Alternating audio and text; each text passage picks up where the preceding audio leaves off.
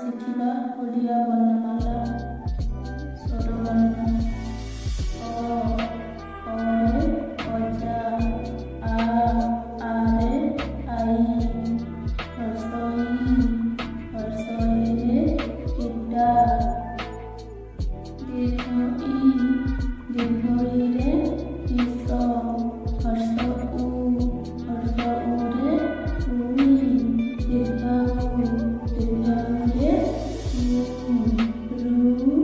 ରୁରେ ଋଷି, ଏରେ ଏକ, ଐରେ ଐରାବତ ବା ହାତୀ, ଓରେ ଓଟ, ଔରେ ଔଷଧ।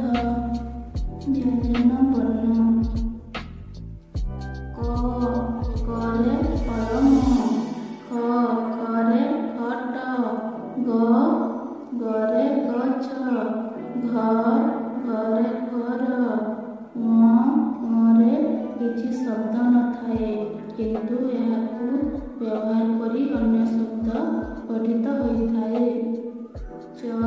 ଚରେ ଚକ, ଛରେ ଛକ, ଜରେ ଜଳ, ଝରେ ଝର ବା ଝରଣା। ନ୍ୟରେ କିଛି ଶବ୍ଦ ନଥାଏ କିନ୍ତୁ ଏହାକୁ ବ୍ୟବହାର କରି ଅନ୍ୟ ଶବ୍ଦଗୁଡ଼ିକ ଗଠନ କରାଯାଏ। ଟରେ ଟଗର, ଠରେ ଠକ, ଡରେ ଡଙ୍ଗା, ଢରେ ଢମଣା। ପ୍ରଥମେ ରହିକି କୌଣସି ଶବ୍ଦ ନଥାଏ, ଏହାକୁ ମଝିରେ କିମ୍ବା ଶେଷରେ ରଖିକି ଶବ୍ଦ ଗୁଡ଼ିକ ଗଠନ କରାଯାଇଥାଏ। ଯେମିତି ପଣସ ମଝିରେ ନ ଅଛି।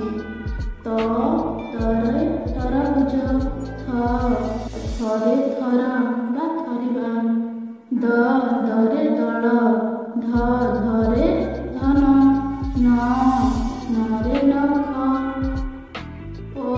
ପରେ ପଣସ, ଫରେ ଫଳ, ବରେ ବଳଦ, ଘରେ ଭଜନ, ମରେ ମଗର, ଜରେ ଯମ, ରରେ ରବର।